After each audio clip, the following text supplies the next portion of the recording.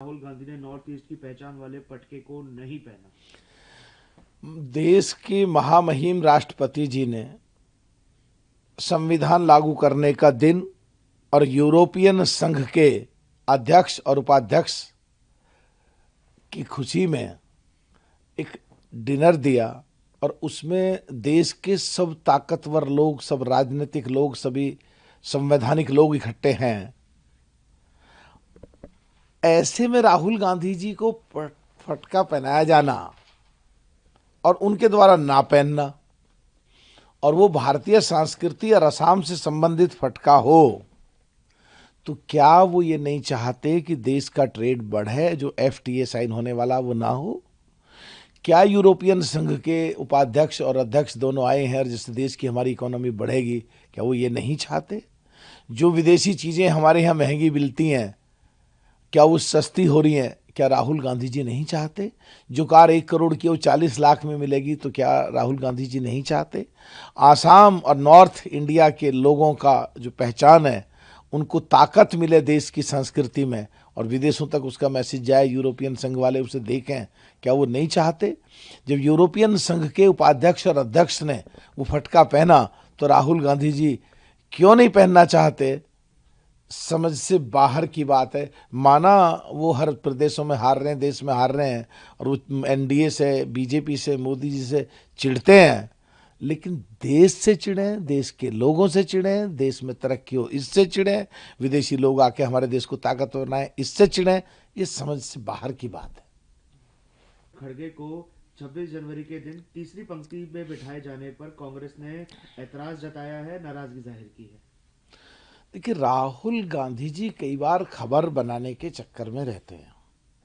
17वीं लोकसभा का, जिसमें मैं भी हूं सांसद के नाते, आप उस फोटो को निकलवा लो, उसमें सबसे पिछली वाली पंक्ति में जाके खड़े हुए हैं बिल्कुल, ताकि खबर बने।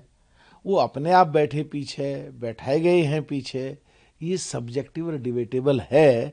इसलिए जो आरोप लगा रहे हैं, मेरे हिसाब से पहले उन बातों को सोचना चाहिए जो वो कह रहे हैं। सर, तमिलनाडु मंत्री एम.के. स्टालिन ने मणिपुर में हुई हिंसा के लिए बीजेपी को कसूरवार ठहराया है और कहा है कि जितने भी लोगों की मृत्यु हुई, आखिर इसका जिम्मेदार कौन है? स्टालिन साहब की बात नहीं करें तो अच्छा है, वो तो खुद तो डूबेंगे ही डूबेंगे, कांग्रेस को भी कहीं का नहीं छोड़ेंगे पूरे देश में, क्योंकि सो कॉल्ड इंडिया गठबंधन का वो एलाइज पार्टनर है। और जिस तरह वो बोलते हैं, सनातन के खिलाफ बोलते हैं, इधर कांग्रेस सनातन के फेवर में बोल रही है, वो यूपी बिहार के लोगों से नाली साफ कराने की बोलते हैं, तो क्या क्या बोल रहे हैं वो, उनको भी लग गया है। जैसे पूरे देश में, हर प्रदेशों में, दिल्ली में, हरियाणा में, राजस्थान में, मध्य प्रदेश में, महाराष्ट्र में और ताज़ा ताज़ा बिहार में विपक्षी पार्टियां साफ होती जा रही हैं, तो उनको लग रहा है कि अब की बार वो हार रहे हैं और आउट हो रहे हैं और 200 से ज़्यादा एनडीए की सीट में आ रही हैं, इसलिए इस तरह के बयान वो कुछ का कुछ बोल रहे हैं। उनको पद्मश्री देने पर कांग्रेस ने तंज कसा है और कहा है कि उनको ये पद्मश्री सिर्फ इसीलिए दिया गया क्योंकि उन्होंने गौमूत्र के फायदे बताए थे।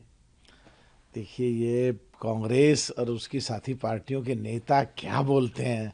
अगर देश में कुछ लोग अपने अपने क्षेत्रों में, पढ़ाई के क्षेत्र में, कला के क्षेत्र में, फिल्मों के क्षेत्र में, उद्योग के क्षेत्र में, राजनीति के क्षेत्र में, खेल के क्षेत्र में, अगर कुछ लोग देश के लिए काम कर रहे हैं, तो ये क्या ये चाहते हैं कि उनको पद्मश्री या पद्म विभूषण या अन्य जो उनको प्रोत्साहन दिया जाता है, जो उनको एक मेडल दिए जाते हैं, वो ना दिए जाए?